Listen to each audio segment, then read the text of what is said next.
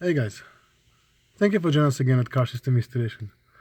Today we're going to show you another case of a very poor install done on Jeep Wrangler.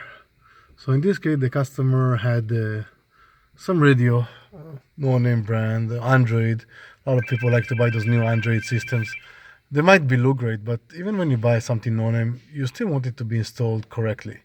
So when you have everything super glued like that in your vehicle, and make sure that everything is closed with a nice duct tape. It doesn't seem like it's gonna work well, no matter how, and it doesn't look good. You have the microphone wire, not even attempted to run it nicely, it just goes like this. Then there's a hole, and then there's a tape, and it just goes inside next to a hinge that every time you lock your roof you might be damaging it. Again, quickly, easy install. There's a reason it cost very poorly.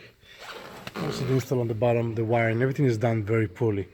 To have a correct amplifier installation, it's always good and recommended to get a professional to do that.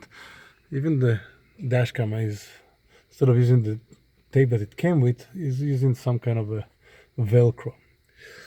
So you can always find the correct installation at Car System Installation. Subscribe to our channel and we'll see you next time. Have a great day.